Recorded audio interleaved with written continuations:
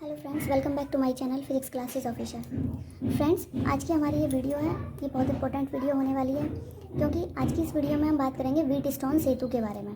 ठीक है, जो अभी लास्ट 2 इयर्स का जो सिलेबस है उसमें ये व्हीटस्टोन सेतु टॉपिक नहीं है क्लास 12th में, क्लास 11th में। ओके, ना ही ये व्हीटस्टोन सेतु के बारे में बीएससी में डिस्कस करा गया है। लेकिन अदरवाइज अगर हम बात करें आगे के सिलेबस की, ठीक है, फ्यूचर के सिलेबस की, जब आप किसी कंपटीशन में जैसे नेट है या उसमें आप फिजिक्स के लिए एंट्रेंस एग्ज़ाम देते हैं या सीयूटी का एग्ज़ाम देते हैं, ठीक है, या पीजी के लिए आपको एंट्रेंस एग्ज़ाम देते हैं, तो उसमें ये सारी चीज़ें पूछी जाती हैं। व्हीटस्टोन सेतु, ये जो सेतु होते हैं ये बहुत इंपॉर्टेंट टॉपिक है।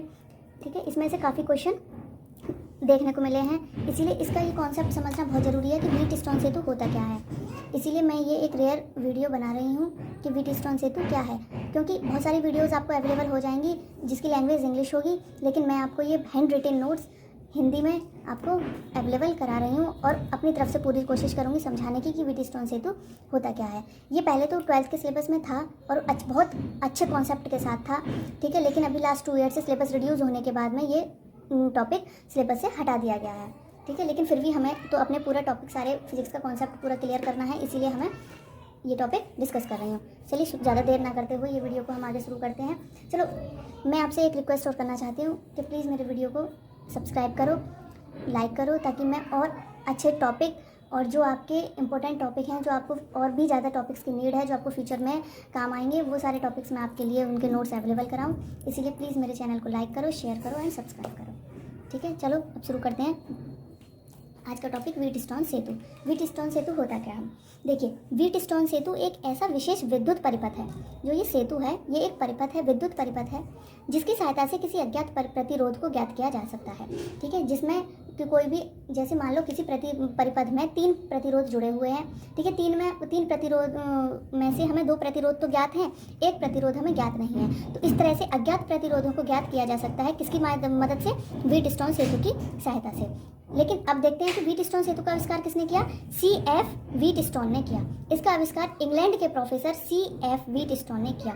देखो, ये वाला जो क्वेश्चन है ये नेट में पूछा गया है कि व्हीटस्टोन सेतु का आविष्कार किसने किया, इसीलिए किसने करा? C.F. व्हीटस्टोन ने। आप देखना 2014 का क्वेश्चन पेपर उठा के देखना, जुलाई का, ठीक है, तो उसमें ये क्वेश्चन पूछा गया व्हीटस्टोन सेतु का आविष्कार किसने करा? C.F. व्हीटस्टोन ने किया। इसलिए उनके नाम पर ही इस परिपथ का नाम व्हीटस्टोन सेतु रखा गया है। ये इसकी एक थोड़ी सी ये डेफिनेशन मान लो या मीनिंग मान लो या कॉन्सेप्ट मान लो, थोड़ा सा है। अब हम इसकी रचना देखते हैं कि हम इसको किस तरह से बना सकते हैं। इसकी रचना क्या है? इस सेतु में 4 परिपथ होते हैं, ठीक है, P, Q, R, S।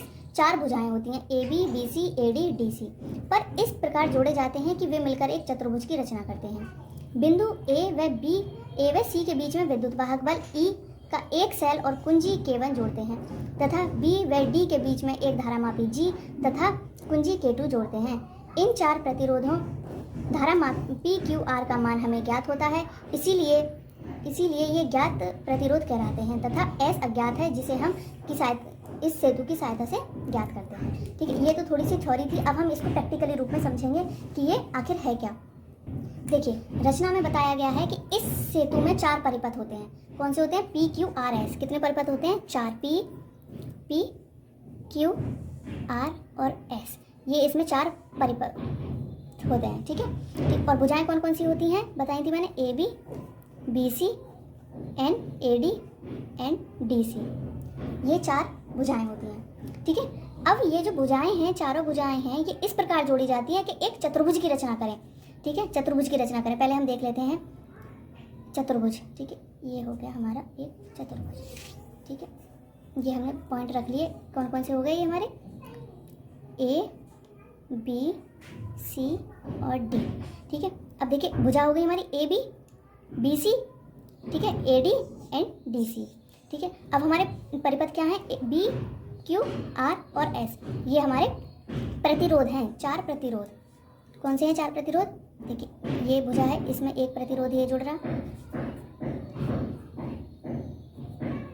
एक प्रतिरोध ये जुड़ रहा, एक प्रतिरोध ये जुड़ रहा एंड देन एक प्रतिरोध हमारा ये जुड़ रहा। ठीक है, ये हो गया हमारा P प्रतिरोध, ये हो गया हमारा Q प्रतिरोध, ये हो गया हमारा R प्रतिरोध, ये हो गया हमारा S प्रतिरोध। ठीक है, आशा करती हूँ इतना आपको क्लियर हुआ होगा। इसमें जो धारा बहती है वो I धारा है। ठीक है, कौन सी धारा बह रही है इसके अंदर? I और इसके अंदर I2, इसके अंदर I1, इसके अंदर I2। ठीक है, अब देखते हैं आगे क्या कहा गया है कि A व C के बीच में विद्युत वाहक बल E का एक सेल है। A और C के बीच में, ठीक है, A और C के बीच में क्या है, विद्युत वाहक बल का एक सेल है। कि A और C के बीच में क्या है, विद्युत वाहक बल का एक सेल है और कुंजी K1 है। और क्या है, कुंजी K1। कुंजी को हम देखिए इस तरह से बनाते हैं, ये होगी कुंजी K1 है और विद्युत वाहक बल E है। ठीक है, अब हम इसको इस तरह से ऐसे जोड़ देंगे। ठीक है, उसके बाद कहा गया है कि B व D के बीच में एक G धारामापी है और कुंजी G है, कुंजी K2 है। देखिए इस B और D के बीच में एक क्या है, धारामापी G। देखो धारामापी G है ये, ठीक है, और कुंजी K2, ये हो गई हमारी कुंजी K2। ठीक है, इसीलिए अब हम ये जो पूरा हमारा ये बन गया, इसको हम कहते हैं व्हीटस्टोन सेतु, व्हीटस्टोन सेतु। ठीक है, ये हमारा कहला गया व्हीटस्टोन सेतु। अब इस सेतु में हमारे पास P है, Q है, R है। ये प्रतिरोध हमें ज्ञात हैं। ठीक है, P प्रतिरोध हमें ज्ञात है, Q ज्ञात है, R ज्ञात है, लेकिन हमें S ज्ञात नहीं है। तो हमें क्या कौन सा प्रतिरोध ज्ञात करना है, S प्रतिरोध हमें ज्ञात करना है। अब इसी को हम क्या कहते हैं, व्हीटस्टोन सेतु। अब हम S को किस तरह से ज्ञात करेंगे वो हम आगे चल के देखते हैं। देखिए कुछ इस तरह का था ये। ठीक है, आप फेयरली नोट कर सकते हैं। अब हम देखते हैं इसका प्रिंसिपल क्या है, सिद्धांत। ठीक है, इस सेतु का सिद्धांत संतुलन की स्थिति है। ठीक है, इस सेतु का सबसे मुख्य सिद्धांत यही है, संतुलन की स्थिति। क्या ये किसी भी परिपथ में संतुलन को स्थिति को मेंटेन करता है। ठीक है, संतुलन की स्थिति के लिए प्रतिरोध P तथा Q को स्थिर रखकर R का मान निकालना या इस प्रकार समायोजित किया जाता है कि धारामापी पे कोई विक्षेप ना आए। मतलब जो आपका परिपथ है उसमें P और Q को इस तरह से स्थिर मानकर वह R का मान इस तरह ज्ञात करता है कि जो धारामापी G लगाई गई है उसमें कोई भी विक्षेप ना आए। ठीक है, उस पर कोई भी वाइब्रेशन नहीं हो। इस स्थिति में बिंदु B व D के विभव समान होते हैं। ये जो स्थिति होती है इसमें B और D के जो विभव होते हैं वो समान होते हैं। चतुर्भुज की इन दो संलयन भुजाओं के प्रतिरोधों का अनुपात व शेष दो संलयन भुजाओं के प्रतिरोधों का अनुपात बराबर होता है। ये P/Q और R/S। जैसे कि आपने देखा होगा, देखिए ये प्रतिरोध था, ये जो मैंने बताया था आपको, इसमें इस तरह से रखते हैं जो ये प्रतिरोधों का P और R और Q और S या PQRS इस तरह से रखते हैं। इस तरह से संतुलन किया जाता है कि दोनों में अनुपात समान आए, दोनों का अनुपात समान आए। जैसे P/Q, P/Q और R/S ये जो है बराबर आए। यही इसका सबसे बड़ा ये P और Q, R और S। ठीक है, P/Q, R/S, यही सबसे बड़ा इसका सिद्धांत है, किसका, व्हीटस्टोन सेतु का। और वह किसी भी एक प्रतिरोध को निकालने के लिए दोनों प्रतिरोधों को इस तरह स्थिर करता है कि ये जो धारामापी है इस पर कोई भी विक्षेप नहीं आए। ठीक है, और जो B और D है इन पर जो विभव होगा वो समान रहेगा। ठीक है, अब बात करते हैं उत्पत्ति की। देखिए उत्पत्ति की बात करते हैं कि इस प्रतिरोध में ये जो परिपथ है इसमें प्रत्येक प्रतिरोध पर जो धारा है वो I है। कौन सी धारा है हमारी, धारा I है। अब हम देखते हैं संतुलन की स्थिति में। ठीक है, धारा क्या है हमारी, I। तो देखिए धारा हमारी I है, तो सिग्मा I इक्वल टू हुआ हमारा 0। देखिए सिग्मा I इक्वल टू क्या हुआ हमारा 0। ठीक है, सिग्मा I को हम किस तरह लिख सकते हैं, I minus I1 minus I2 equal to 0। ठीक है, यही है हमारी संतुलन की स्थिति में क्या है, हमारी धारा I है और A और B के बीच में हमारी I1 है और C और D के बीच में कितनी है, I2। ठीक है, यही धारा है हमारी। तो क्या हो गया, sigma I minus I1 minus I2 equal to 0। अब हम हमारा पहला होता है क्या है, A B D A। ठीक है, क्या है, A B D A। देखिए अब इसमें मैं तुम्हें समझाती हूँ एक बार। A B D A, सबसे पहले हमने कौन सा त्रिभुज लिया, A B D A। इसमें मतलब क्या है हमारा कहने का, Q और S जो है संतुलन की स्थिति में ये स्थिर माने गए हैं। कौन से स्थिर, Q और S को। अब हम बात करते हैं A B D A के चक्र में, ठीक है, लूप में। ठीक है, इसमें हम क्या लगाएंगे, A B D A के लूप का नियम। ठीक है, तब क्या होगा हमारा I1P इक्वल टू I2R। ठीक है,